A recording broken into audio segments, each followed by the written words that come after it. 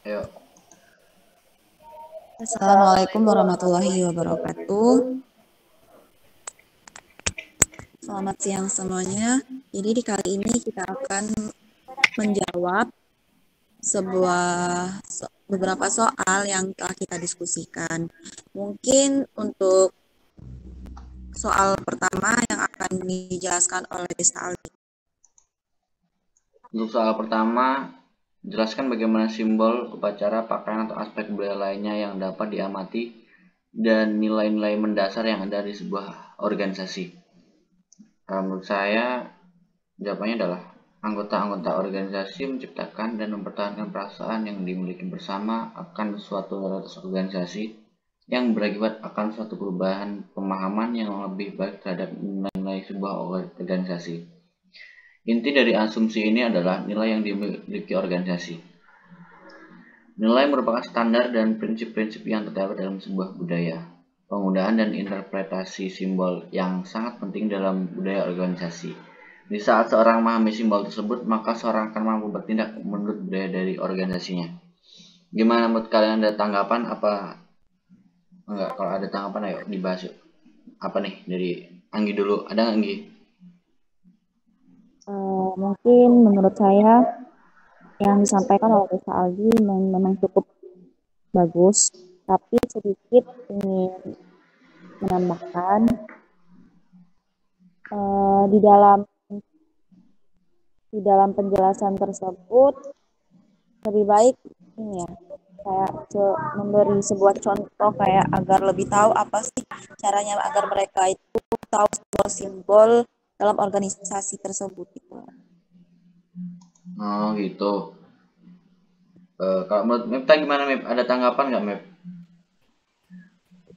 Nambahin. Menurut saya fungsi dari simbol terus upacara ataupun pakaian itu menandakan ciri khas dari sebuah organisasi gitu. Jadi bisa juga organisasi terbentuk kayak kita mencari sebuah simbol itu mungkin menjadi ciri khas, seperti contohnya kayak perusahaan-perusahaan besar yang mereka yang memiliki simbol-simbol yang khusus gitu bagi mereka. Itu aja tambahan dari saya. Terima kasih. Baiklah kalau kayak gitu ya. Kayaknya udah ya, nomor satu ini pemahamannya udah cukup luas kita memahami nomor satu. Lanjut nomor dua ya. Dalam soal itu, apa saja yang menjadi keuntungan dan kerugian dari adanya subkultur di sebuah organisasi? Nah, kita bahas subkultural dulu di sini. Subkultural adalah sekelompok orang yang memiliki perilaku atau kepercayaan yang berbeda dengan kebudayaan induk mereka. Sebudaya dapat terjadi karena perbedaan usia, ras, etnitas, kelas sosial, jenis kelamin, atau gender anggotanya. Dan dapat pula terjadi karena perbedaan estetika, agama, politik, dan seksual, atau kombinasi dari faktor tersebut. Kelebihan dan kelemahannya sendiri, yang pertama kelebihannya mendorong keragaman perspektif. Organisasi yang memiliki perspektif yang beragam lebih baik dalam pemecahan masalah dan pengembalian keputusan. Yang kedua, mendukung inovasi. Saat perusahaan semakin tidak inovatif, mencoba merekrut talenta yang berbeda dengan kebanyakan yang ada di perusahaan bisa membantu memperoleh ide baru. Kemudian kelemahan dari adanya subkultural. Yang pertama, lebih rentan konflik. Maksudnya, perbedaan sikap di antara karyawan kerap menjadi penyebab perpecahan dalam tim dan bisa mengarah ke konflik apabila tidak dikelola dengan baik. Yang kedua, memunculkan egoisme dalam hubungan kerja, atau keyakinan dan prinsip individual juga dapat memicu ego yang besar yang dapat merusak kerja sama tim.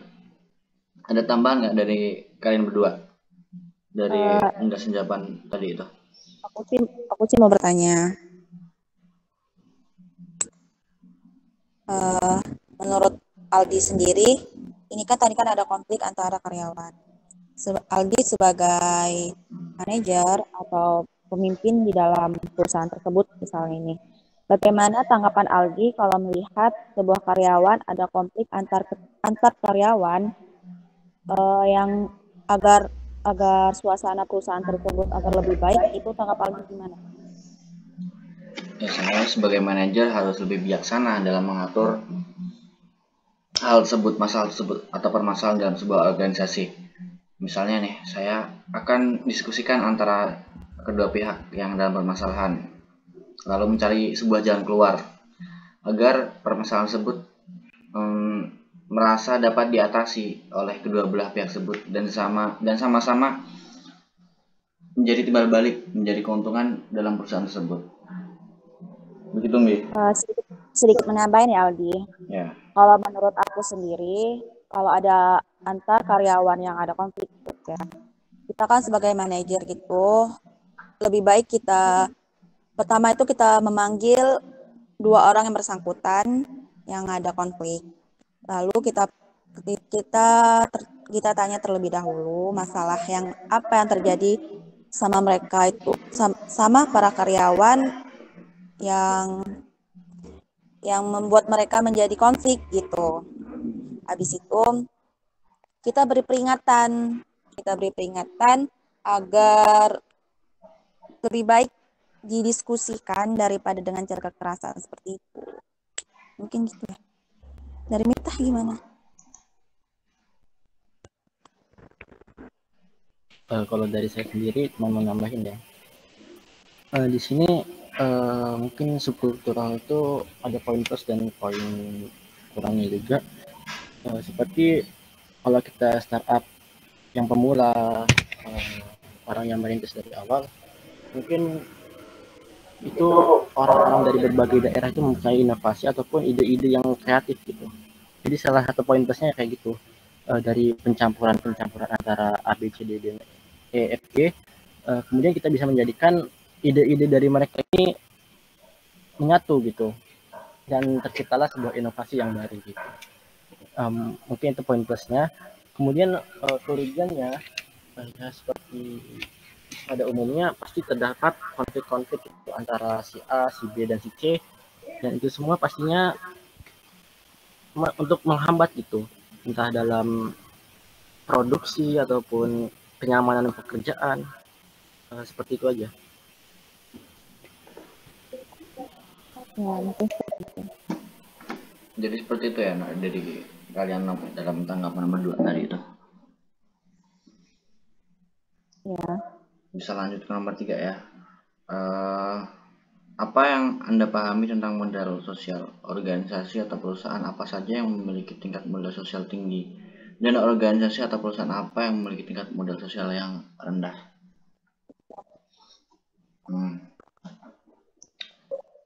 Modal sosial. Modal sosial adalah modal potensial yang nyata terlihat yang berupa kepercayaan, norma, sikap timbal balik, dan jaringan sosial yang muncul dari individu atau kelompok, di mana modal tersebut berfungsi untuk mengembangkan, mengakses, dan memanfaatkan sumber daya yang ada dalam sebuah organisasi maupun perusahaan. Contoh organisasi dengan modal tinggi seperti IDI atau Ikatan Dokter Indonesia, kemudian PM Palang Merah Indonesia, dan PGRI Persatuan Guru Seluruh Indonesia. Nah, berhubung satu soal lagi belum terjawab, yaitu organisasi dengan modal yang sangat rendah. Menurut kalian ada nggak sih organisasi dengan modal sosial yang sangat rendah? Bisa nggak kalian kasih contohnya gitu? Menurut kalian aja sih. Ya dari Anggi. Kan ini kan, menurut kalian ada nggak sih organisasi dengan modal yang sangat rendah gitu? Organisasi yang modal, kalau menurut saya, mungkin kita semua udah pada tahu ya organisasi itu bagaimana. Organisasi itu tersendiri bisa dimulai dari keluarga kita terlebih dahulu ya, di dalam anggota keluarga. Jadi di dalam keluarga itu mungkin dianggap rendah ya, tapi itu kan organisasi dalam keluarga itu sangat penting, memang sangat diawali dan terlebih dahulu dari keluarga ya. Di dalam organisasi keluarga tersebut mungkin ada sebagai kepalanya gitu, sebagai kayak ayah kita, ibu kita, dan kakak-kakak kita terlebih dahulu.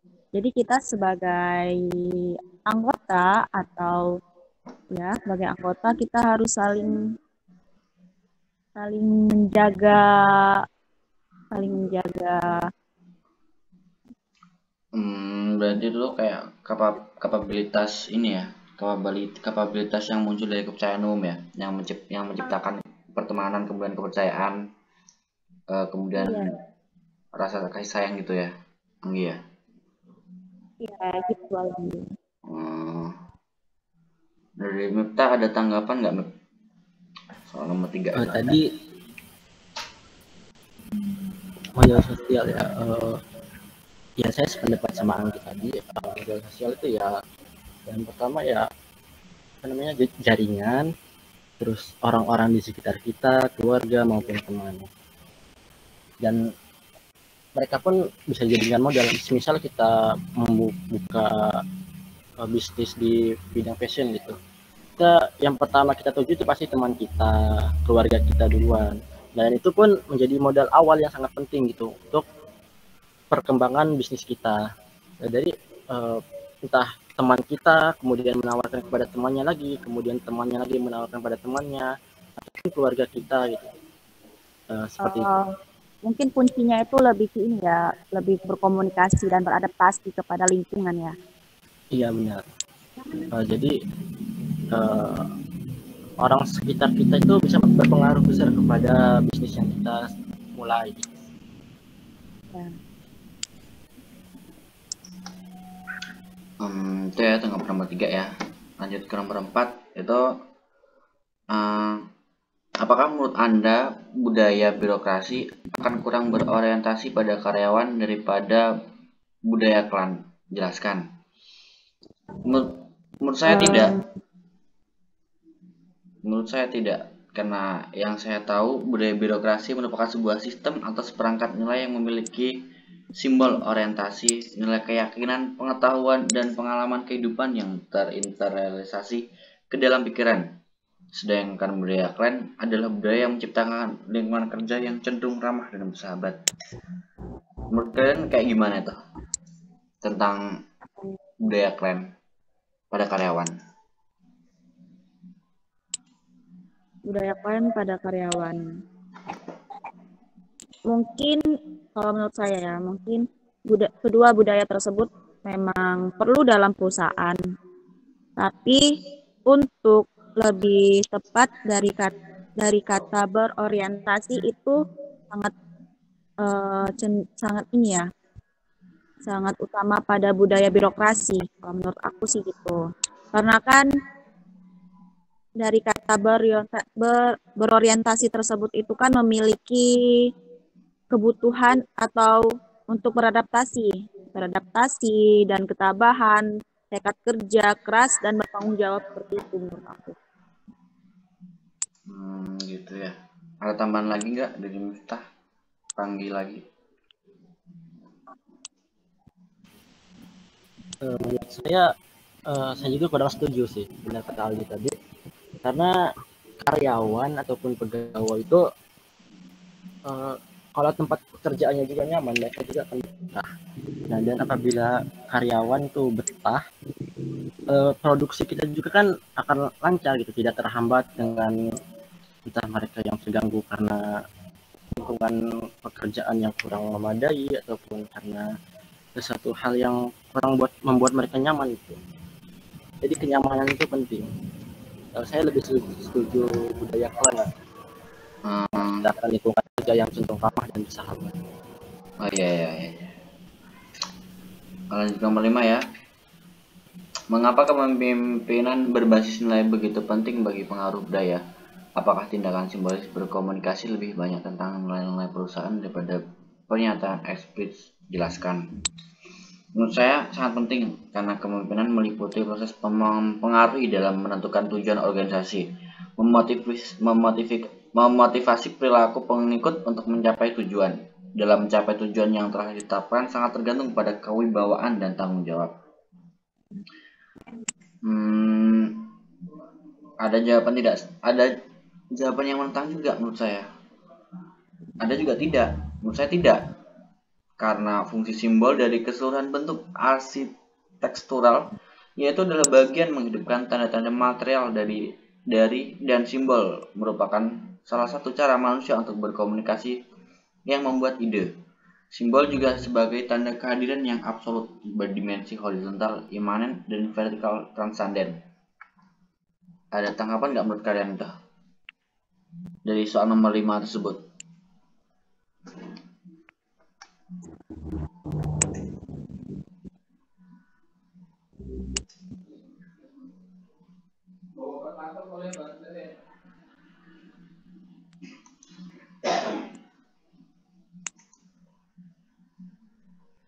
Ada tanggapan nggak Anggi Pramita? Mau nambahin dong. Yang pertama tadi benar, kepemimpinan itu sangat penting bagi kepemimpinan berbasis nilai begitu penting bagi pengaruh budaya, yaitu menurut saya kepemimpinan itu ya penting, dan itu juga dalam untuk mencapai suatu keberhasilan organisasi atau perusahaan itu tidak luput dari pemimpin yang hebat.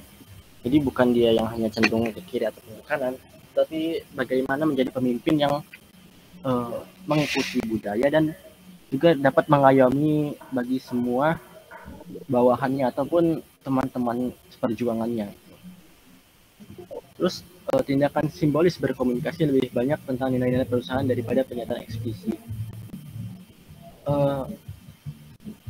Kita lihat dulu dari fungsi simbol secara keseluruhan, yaitu menghidupkan tanda-tanda material dan simbol merupakan salah satu cara manusia untuk berkomunikasi dan membuat ide. Dari pemaparan itu, simbol itu menurut saya sangat penting ya. Jadi mau kita berkomunikasi secara simbol ataupun secara spontan, apabila itu nyaman bagi kita ya itu tidak masalah gitu. Yang penting kita sama-sama paham gitu. Sekian. Dari Anggi ada tanggapan nggak Anggi untuk soal nomor 5? Ya, cukup.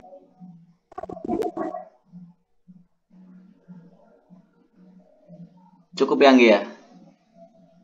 Ya. Untuk soal nomor 6 bisa dijelaskan oleh Anggi.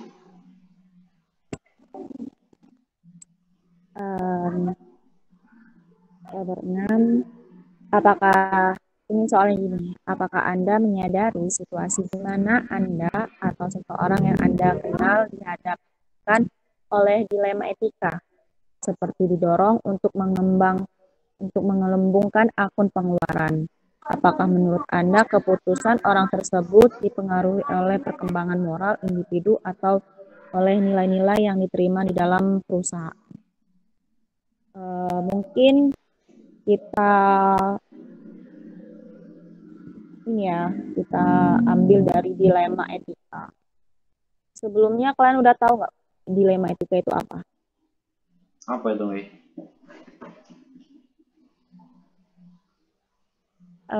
Menurut aku dilema etika itu harus membuat keputusan yang lebih tepat gitu ya, atau patut di dalam sebuah perusahaan. Jadi untuk soal yang ini menurut saya tidak setuju, dikarenakan dalam perusahaan besar akan sangat detail gitu, di mana sangat detail dalam data-data dan sangat kecil kemungkinan jika seseorang akan melakukan pengelambungan dana. Dan kecil kemungkinan juga ada beberapa orang yang mempunyai sifat buruk seperti itu dikarenakan dia merasa selama bekerja di perusahaan tersebut, di dalam perusahaan tersebut buruk atau kurang detail dalam data-data perusahaan dan sangat mudah buat melakukan manipulasi dana. Dan juga kemungkinan sifat buruk seseorang terbiasa bersikap tidak jujur sejak dini atau dari lingkungan tempat dia tinggal.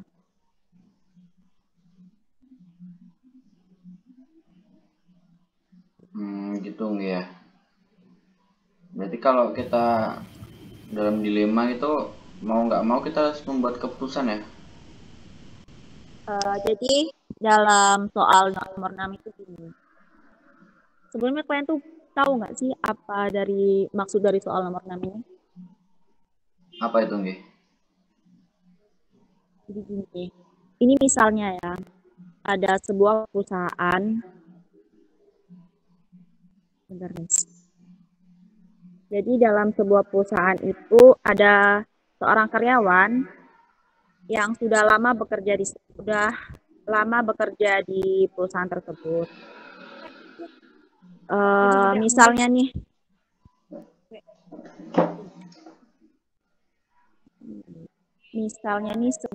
sebut aja namanya Rio ya. Ternyata dia ini melakukan pengelambungan dana. Nah, dia itu melakukan itu karena selama 2 tahun Rio bekerja di sana.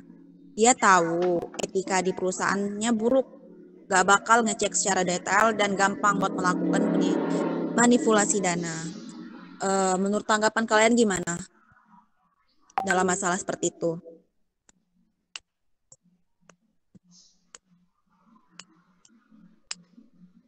Kalau masalah Apakah mungkin dari sebuah perusahaannya ya, yang tadi misalnya dia udah senior beberapa tahun kerja di sana, terus paham detailnya bagaimana situasi di sana, mungkin itu untuk kembali ke perusahaannya lagi ya, mungkin harus diperketat. Walaupun dia sudah bekerja 10 tahun ataupun 20 tahun, namanya perusahaan ya harus tetap berkembang gitu. Enggak, oh dia sudah lama di sini biarin aja. Itu namanya mandang sebelah mata gitu. Jadi walaupun dia sudah bekerja beberapa tahun, ya statusnya tetap sama gitu. Memandang dia ini senior, junior. Kalau kita pandangan kita tetap senior ataupun junior, itu perusahaan tersebut tidak akan berkembang. Stuck di situ aja gitu. Bahkan bisa jadi bangkrut ataupun bubar gitu. Jadi seorang pemimpin harus tegas juga. Seperti itu.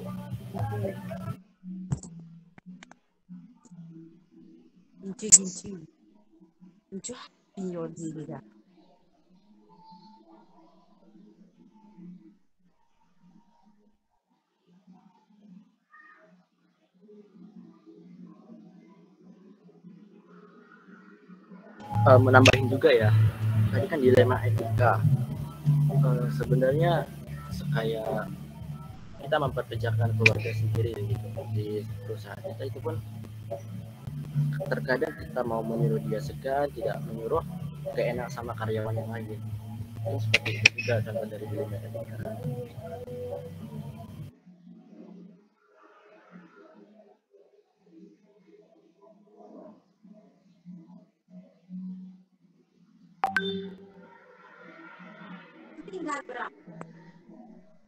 Mungkin bisa dilanjut. Jadi masalah untuk soal nomor 6 ini selesai ya? Dari saya sendiri sudah. Selanjutnya itu masalah ke-7. Mengapa kesetaraan merupakan nilai penting untuk mendukung pelajaran dan inovasi? Jelaskan. Menurut saya, kesetaraan gender itu penting demi menuju persamaan hak sebagai manusia antara perempuan dan laki-laki. Juga untuk menghilangkan segala bentuk diskriminasi, kekerasan, serta pelecehan yang sering dialami pada perempuan. Kesetaraan gender dalam pendidikan dapat capai melalui 3 hal, yaitu hal untuk mendapatkan pendidikan, hak dalam proses pendidikan di dalam lingkungan yang mendukung kesetaraan gender, dan juga hak akan hasil pendidikan yang mendukung pencapaian berkeadilan.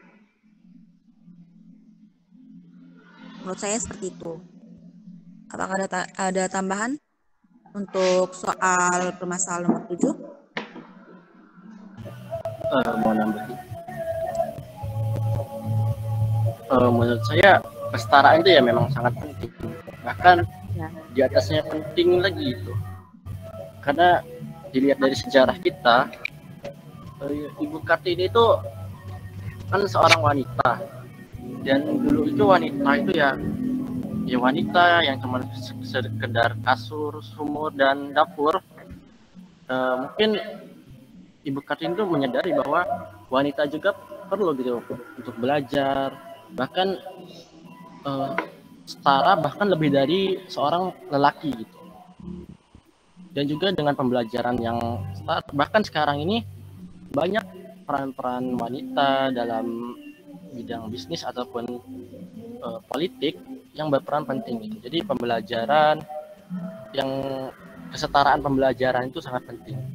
Bahkan juga inovasi itu tidak banyak dari seorang perempuan yang ikut tampil di dalam sebuah organisasi. Dan saya juga teringat ada pepatah, keberhasilan seorang suami tidak luput dari wanita yang hebat.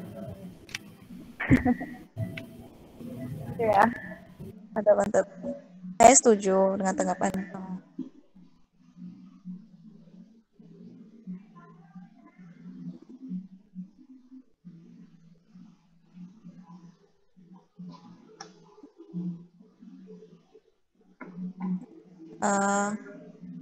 Apakah sudah cukup dengan soal nomor 7 atau masih ada yang menanggapi? Saya rasa cukup ya. Penjelasan dari Miftah tadi udah merangkul semua kata yang ada dalam soal nomor 7 tadi. Mungkin poinnya sedikit poin ya. Wanita dan lelaki itu sebenarnya derajatnya sama, nggak ada yang membedakan ya. Dan justru malah wanita, perempuan sekarang ini, di zaman sekarang ini lebih menjelonjok gitu ya. Mungkin yang dari nomor 8 dan seterusnya bisa dilanjutkan sama kita.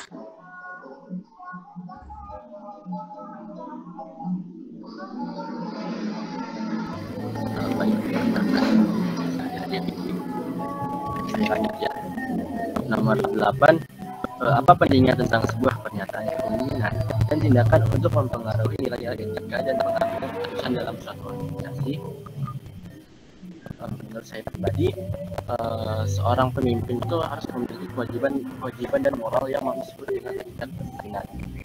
Etika kepemimpinan tersebut merupakan nilai-nilai yang harus dimiliki oleh seorang pemimpin agar dapat dicontoh oleh bawahan dan karyawan-karyawannya. Sehingga dalam sebuah perusahaan ataupun organisasi dapat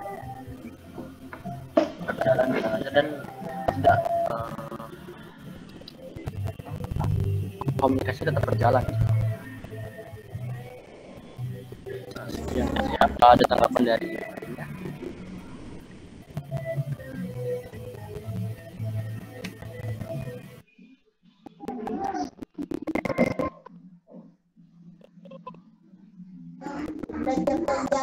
Aduh, keluar dari mic aku. Cukup sih dari saya, mungkin sedikit tanggapan saya. Pemimpin itu kan seorang leader kan. Dalam leader itu kan berfungsi untuk menggerakkan orang lain untuk mencapai tujuan yang diinginkan. Kepemimpinan itu kayak pengaruh, nggak lebih nggak kurangnya tuh pemimpin kayak suatu influencer atau kayak motivasi untuk menggerakkan orang lain untuk mencapai tujuan organisasi. Kayak disimpulkan tuh kepemimpinan itu tentang bagaimana mempengaruhi orang lain, bawahan atau pengikutnya agar bisa mencapai tujuan yang diinginkan sang pemimpin. Itu sih tanggapan dari saya sedikitnya.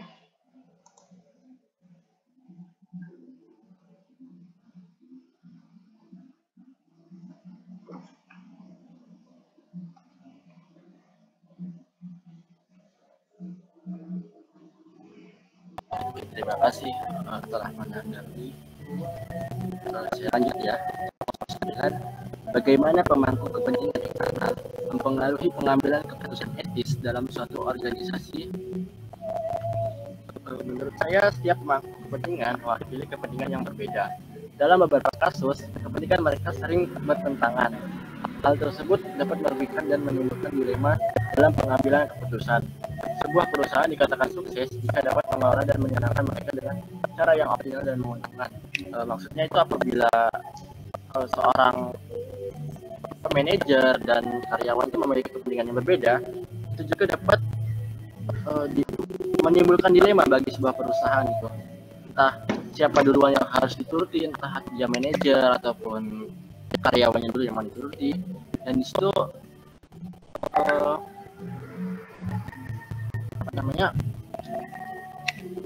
dilema yang sangat berat gitu. Apakah mereka harus menuruti karyawan ataupun manajer? Di sini juga kepentingan eksternal ini mungkin apabila kita mempunyai banyak karyawan akan bertambah juga gitu masalah yang timbul, entah dari rumah ataupun dengan perusahaan. Ada tambahan? Cukup sih dari saya. Mungkin dari Anggi ada tanggapan atau enggak?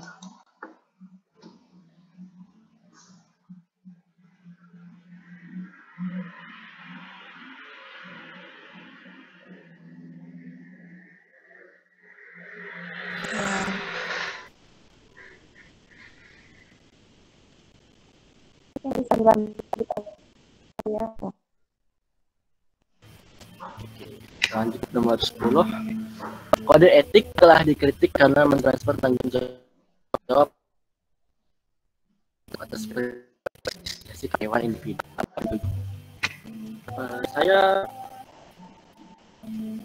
kurang setuju. Dasarnya kode etik itu memiliki fungsi ganda. Yang pertama perlindungan dan pengembang bagi profesi. Fungsi seperti itu lebih membandingkan kode etik sebagai pedoman pelaksanaan tugas profesional dan pedoman bagi masyarakat sebagai seorang profesional. Secara umum, tujuannya kode etik itu yang pertama untuk menjunjung tinggi martabat profesi, untuk menjaga dan memelihara kesejahteraan para anggota, yang ketiga untuk mendukung para anggota profesi, dan yang terakhir meningkatkan mutu profesi. Jadi nggak ada penyimpangan dari kode etik itu. Terus pertanyaan kedua, apakah menurut Anda kode etik sangat berharga sebuah organisasi? Menurut saya sangat berharga. Yang pertama, alasan pertama untuk menguatkan merek perusahaan.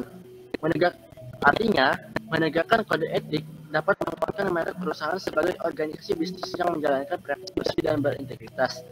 Kode etik yang mengakar kuat akan membuat perusahaan lebih mudah mendapatkan kepercayaan pelanggan dan menarik minat investor. Yang kedua, menghindari masalah hukum. Maksudnya ialah penerapan kode etik dapat menghindarkan perusahaan dari masalah hukum di kemudian hari, menjauhi praktik yang mengarah pada kejahatan seperti pembajakan, suap, dan manipulasi pajak. Dan pernyataan tersebut merupakan bagian dari etika bisnis yang bersih dan bermartabat. Sekian dari saya. Mungkin teman-teman ada yang menambahkan ataupun kurang setuju dari pernyataan saya. Saya mau izin bertanya ya. Dengan pertanyaan yang kedua, kode etik sangat berharga bagi perusahaan. Yang ini saya pertanyakan, bagaimana sebuah perusahaan untuk menegakkan kode etik itu agar para karyawan, ini kan sebagai mungkin di dalam perusahaan besar sangat mempunyai banyak karyawan. Bagaimana untuk menjelaskan kepada seluruh karyawan agar mempunyai sifat-sifat seperti itu? Terima kasih, pertanyaan yang sangat bagus. Dalam merekrut sebuah karyawan juga pasti ada syarat-syarat yang harus dipenuhi. Pasti mereka juga ada SDNK atau syarat dan ketentuan. Pasti mereka sudah menandatangani kontrak, bahkan kayak peraturan sebuah perusahaan pasti mereka juga sudah paham. Ataupun semisal mereka belum terlalu paham, seiring dengan perkembangan mereka bekerja di sana, pasti mereka akan perlahan-lahan paham. Di sini harus seperti ini. Dan juga perusahaan juga pasti menerapkan sebuah SOP gitu. Jadi mereka juga sudah tidak membiarkan karyawannya gitu, nggak cuma mereka bekerja doang terserah mau ngapain. Pasti mereka juga punya strategi masing-masing. Nah, apa Mas? Cukup menarik. Ada lagi.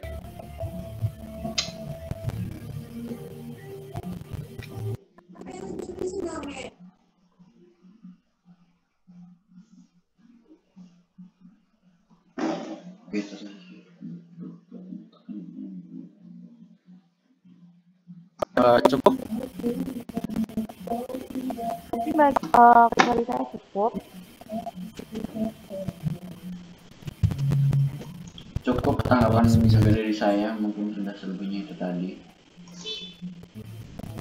Oke, kalau cukup mungkin dapat kita tutup ya diskusi pada sore hari ini.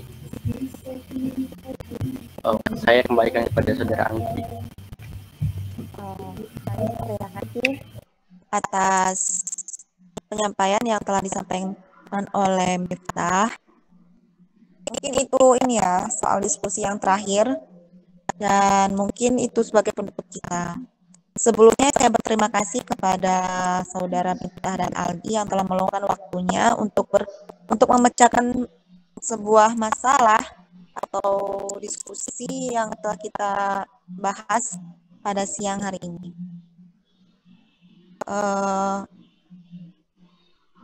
Saya tutup dengan